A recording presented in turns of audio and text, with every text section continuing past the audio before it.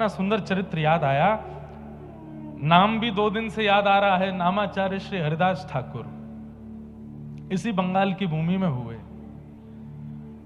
जन्म से मुस्लिम थे, लेकिन भगवत कृपा उनके ऊपर हो गई, उनको उपाधि दी गई। जैसे लोगों के आगे परम पूजनीय श्री श्री लगाया जाता, ऐसे गौड़िया वैष्णव संप्रदाय में हरिदास ठाकुर को नामाचार्य कहते हैं।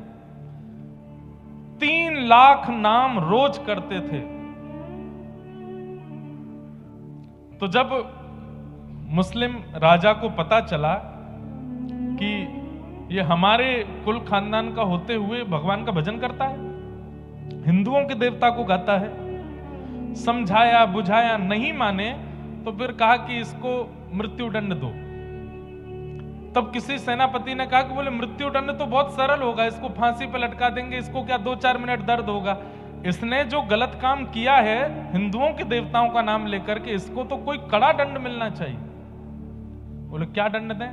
बोले हाथ बांधो, पैर बांधो, बाजार में लेकर के निकलो और इस पर कोड़े बरसाओ। कोड़े में भी कील होनी चाहिए बड़ी बड़ी, वो कील जब इसके कोड़े पड़े और कोड़ा जब हटाया जाए तो पूरे शरीर को छीलते हुए निकले। राजा बोले उससे क्या होगा? बोले बाजार में जब बच्चा बच्चा इसको देखेगा, लोग इसको देखेंगे तो कल को कोई भी, अरे मुस्लिम तो क्या, दूसरी जाति के क्या, हिंदू भी अपने देवता का नाम लेने में घबराएंगे जब देखेंगे कि ये दंड मिल रहा है। तो राजा ने कहा यही ठीक है। मैंने एक दिन बताया था, हरिदास ठाकुर पर जब कोड़े मारे जाते थे तो रक्त की बूंद नहीं निकलती थी, पिचकारियां निकलती थी शरीर से। लेकिन जब वो कोड़ा पड़ता था और उस समय जब वो दोनों भुजा उठा करके और ऊंचे स्वर में बोलते थे हरि बोल हरि बोल हरि बोल, कोड़े बरसाने वाले के चरण पकड़ लेते थे और क्रोध में नहीं, नेत्रों में भाव भरे रहते, अश्रु भरे रहते। बोले बड़ी कृपा। मैं तो चाहता था कि मैं ऊंचे स्वर में नाम गाऊं, लेकिन मैंने पूरी ताकत लगाई, इतना ऊंचा स्वर मेरा पहले कभी नहीं प्रकट हुआ जितना ऊंचा स्वर आपके कोड़े मारने से प्रकट हुआ है, और मारिए।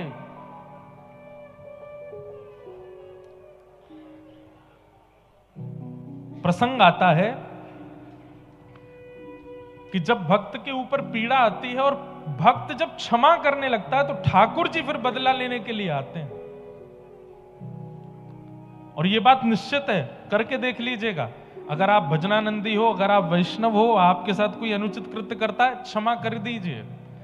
ठाकुर जी ऐसा जवाब देते हैं उस व्यक्ति को फिर कि वही आएगा आपके चरणों में। और एक बात याद रखिएगा, वैष्णव भक्त का इस पूरे ब्रह्मांड में जिसने भी अपमान किया, ऐसा हुआ ही नहीं कि वो लौट करके क्षमा मांगने नहीं आया। एक दिन जरूर आया है, अपनी गलती का उसको एहसास हुआ है। बस वैष्णव शांत हो जाए, मौन हो जाए, उससे कुछ कहे ना। जब हरिदास ठाकुर पर इतने कोड़े मारे गए, इसके बाद भी उन्होंने कुछ नहीं कहा।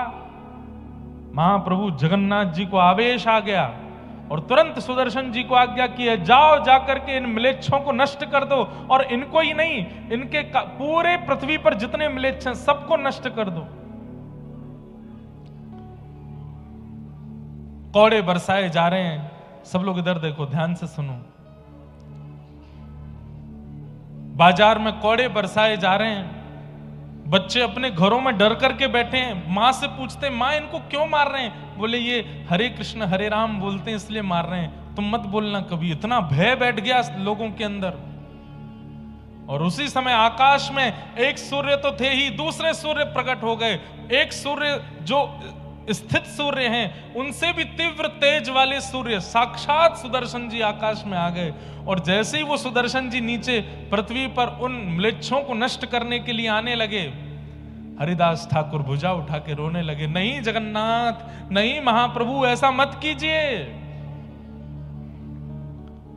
सुदर्शन जी प्रकट हो गए और प्रकट होकर के बोले, हरिदास ये तुम पर कोड़े मार रहे हैं और तुम पर किए जा रहे अत्याचार को देख करके लोग नाम गान करना बंद कर दे रहे हो, तुम कह रहे हो इनको मत मारो, क्यों?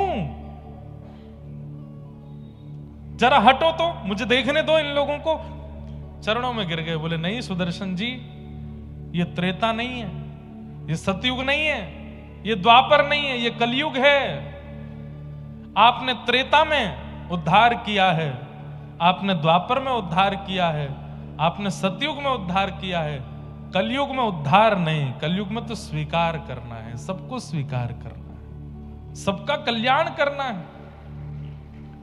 इसीलिए आज भी आप जगन्नाथपुरी में देखेंगे महाप्रभु जगन्नाथ जी के बगल में सुदर्शन जी तीखे नहीं है। सुदर्शन जी का स्वरूप क्या है? उनके जो कोने हैं वो तीखे हैं। उनका जो स्वरूप है, आज नील चक्र का आप दर्शन करेंगे जगन्नाथ मंदिर के ऊपर, नील चक्र खूब तीखा है।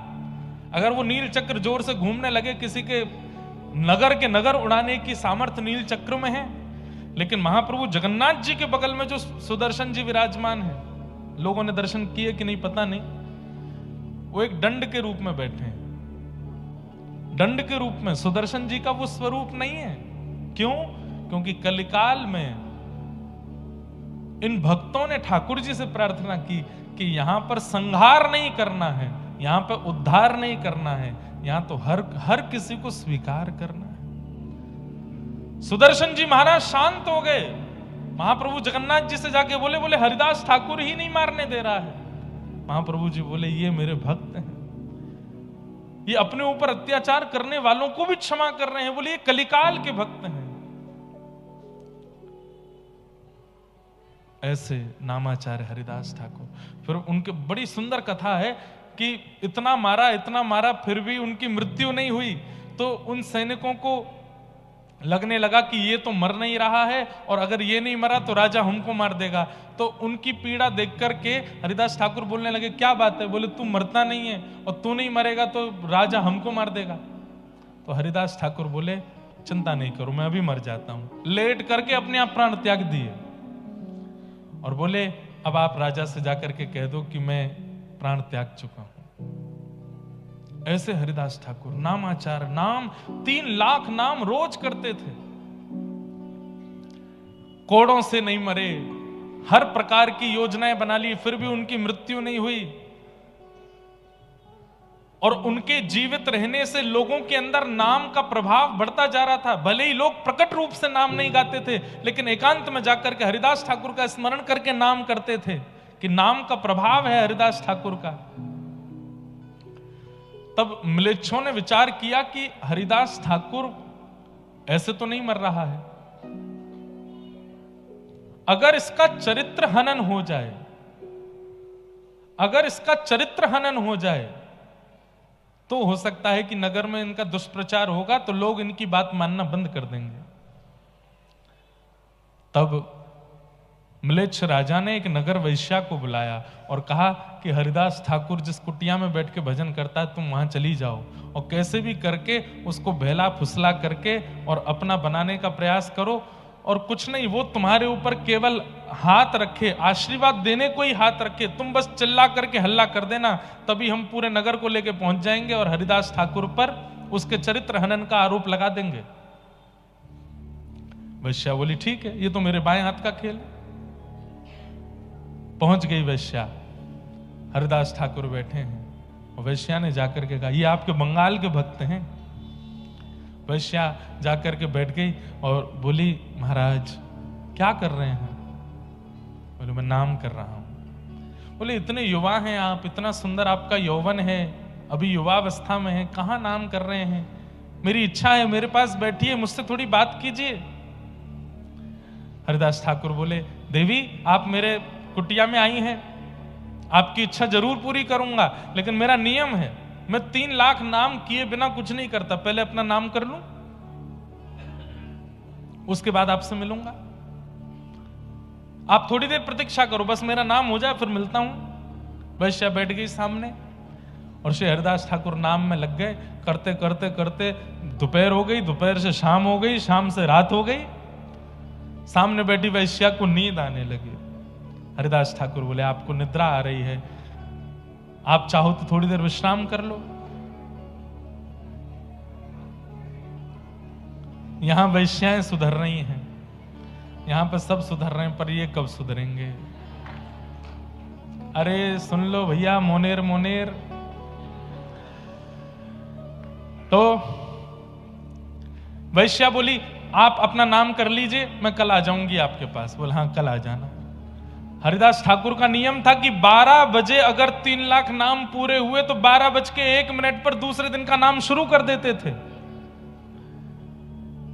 वैश्या सुबह फिर से आ गई, आकर के देखा तो हरिदास ठाकुर फिर से नाम में बैठे। बोले आपका कल का पूरा नहीं हो। बोले कल का तो पूरा हो गया, दूसरे दिन का शुरू हो गया।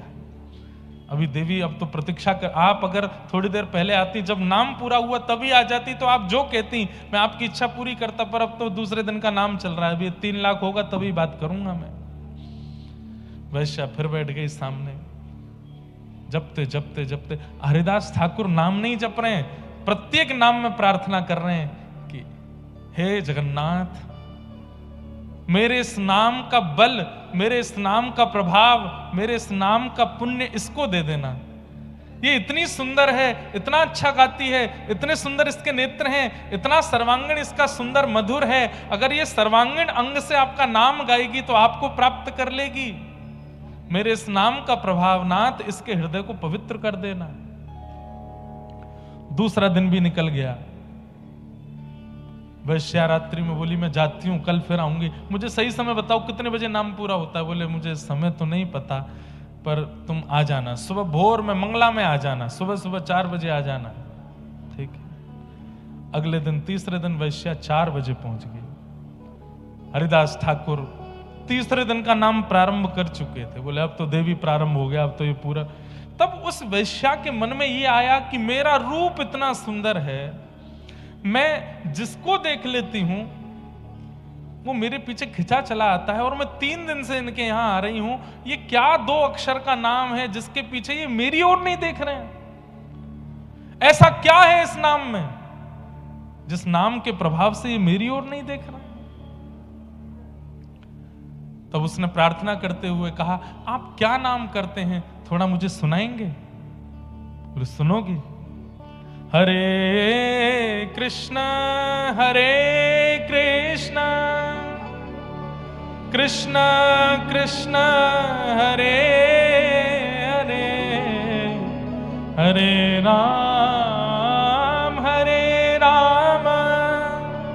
राम राम हरे हरे। जैसे ही नाम महामंत्र सुनाया, बंधुओं एक बात बताएं,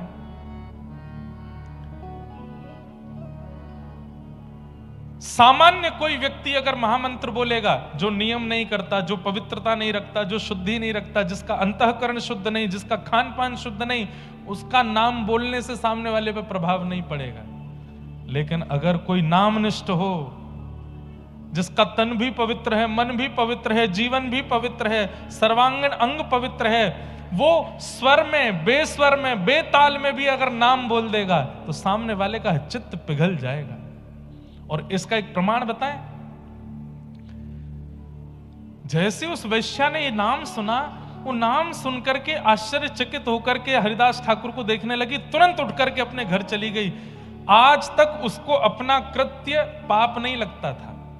बहुत ध्यान से सुनिएगा, उस वैश्या को अपना कृत्य पाप नहीं लगता था। उसको लगता था ये तो पैसा कमाने के लिए सब लोग करते हैं कुछ ना कुछ, मैं ये करती हूं, इसमें बुराई क्या है। लेकिन आज पहली बार उसको पाप बोध हुआ। क्या समझे? आप यदि किसी वैष्णव को देख रहे हो, आप यदि किसी महापुरुष को देख रहे हो और देख करके आपके मन में आया कि बस कृपा हो गई, इनका हमने दर्शन कर लिया, आदि आदि, समझना अभी दर्शन नहीं किया। लेकिन किसी महापुरुष को देख करके अपने जीवन के किए हुए कुछ कृत्यों पर अपने ऊपर आत्मग्लानि हो, तब समझना कि आपने वास्तव में दर्शन किया है। अपने पूर्व के किए हुए कोई पाप आपके सामने आकर के खड़े हो जाएं और आपको चिंता होने लगे कि ये तो मैंने बहुत बड़ा अपराध किया है, अपराध बोध यदि हो जाए तो समझो कि आपने संत दर्शन, वैष्णव दर्शन किया है।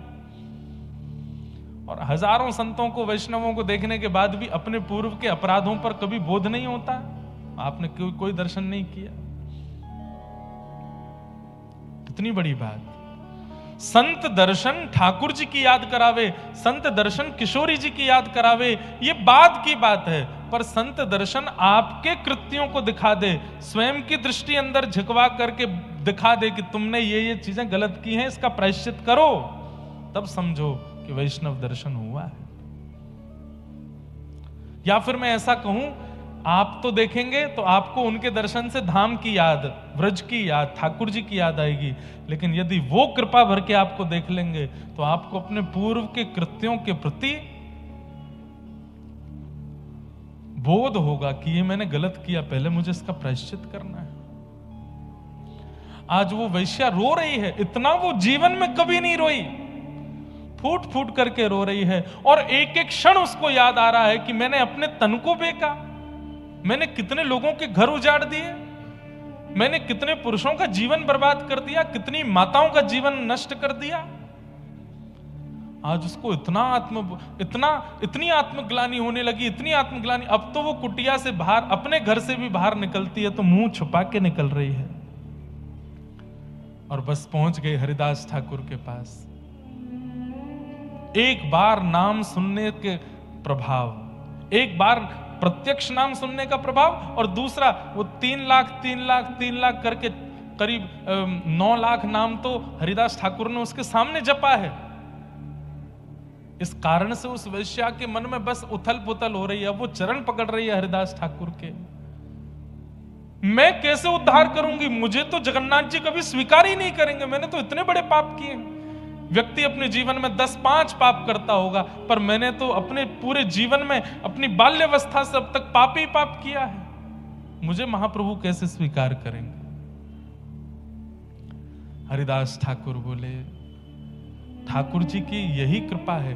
मानवों में और ठाकुर जी में अंतर यही है कि मानव गलतियां मरते दम तक याद रखता है और ठाकुर जी एक क्षण में भुला देते हैं। हम मानवों का स्वभाव कैसा है, कोई व्यक्ति हमसे सॉरी भी बोल देता है ना, हम ठीक है, लेकिन मन में रखते हैं कि नहीं इसने ऐसा किया था। कोई व्यक्ति गलती कर भी देता है तो हम उसको कहते हैं अच्छा ठीक है भाई, कल गया बात गई, कल रात गई बात गई, छोड़ो। लेकिन जब वो व्यक्ति सामने नहीं होता, 4 लोगों से उसकी बुराई भी कर दे, अरे तुम क्या जानो इसके बारे में, ऐसा ऐसा किया हुआ है इसने। पर ठाकुर जी का स्वभाव कैसा है, एक बार व्यक्ति जब भुजा उठा करके कहता है कि हे नाथ मुझसे अपराध हो गया, अब आज के बाद नहीं करूंगा, संकल्पित होके, ठाकुर जी कहते हैं भूल गया मैं, मुझे याद ही नहीं तूने किया क्या था, बस अब आगे मत करना। ऐसा ठाकुर जी का स्वभाव। हरिदास ठाकुर बोले, जो नाम तूने सुना है बस उसको अपना जीवन बना ले और लौट करके पीछे नहीं देखना, ना आत्मग्लानि करनी, ना दोबारा उन कृत्यों में जाना जो तूने किए हैं। और सुन, इस कुटिया में मैंने करोड़ों नाम किए हैं, अब मैं तो कहीं और चला जाऊंगा, तू इस कुटिया में रहे और यहां रह करके भजन कर।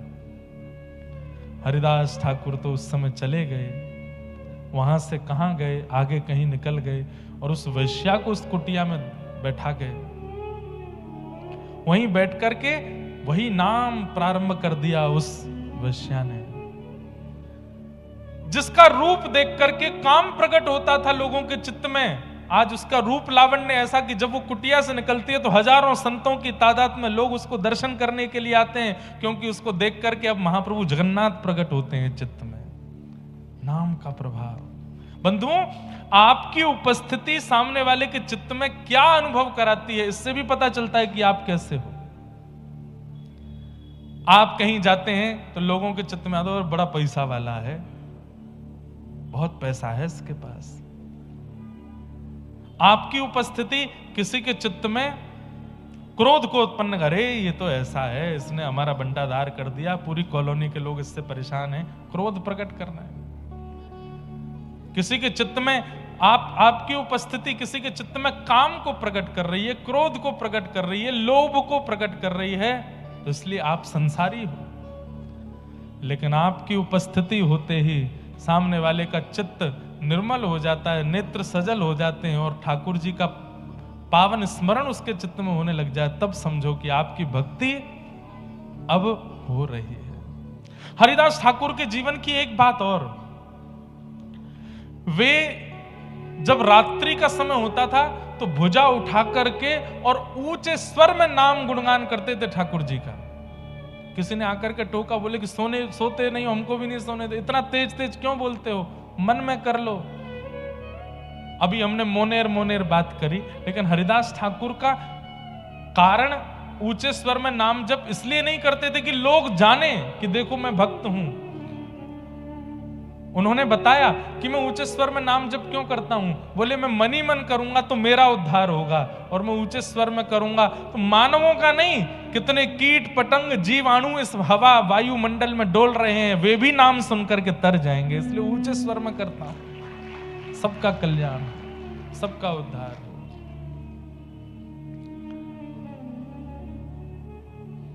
सामान्य नहीं है, नाम निष्ठ हो जाइए। कलयुग में ये नाम ही कल्याण करने वाला है, नाम ही उद्धार करने वाला है। और वह नाम भी कैसे? जैसे बहुत प्यासा व्यक्ति जब पानी पीता है तो प्रत्येक घूंट अगली घूंट की और इच्छा प्रकट करती है कि वो भी मेरे अंदर आवे ताकि मेरी प्यास बुझे। नाम भी ऐसा ही होता है। एक बार कह दिया हरे कृष्ण तो दूसरा हरे कृष्ण बोलने के लिए आप इतने उत्सुक हैं, तीसरा हरे राम बोलने के लिए उससे भी ज्यादा उत्सुक हैं, चौथा हरे राम बोलने के लिए उससे भी ज्यादा उत्सुक हैं। हरे हरे बोलते बोलते तो नेत्रों से अश्रु निकल जाए, ऐसी उत्कंठा नाम के प्रति हो जाए, तब नाम प्रभावशाली। उत्सुकता भक्ति में बहुत जरूरी है, एक्साइटमेंट। अगर आप उत्सुक नहीं हैं तो आपका नियम, क्रम, व्रत, अनुष्ठान, परिक्रमा सब व्यर्थ है।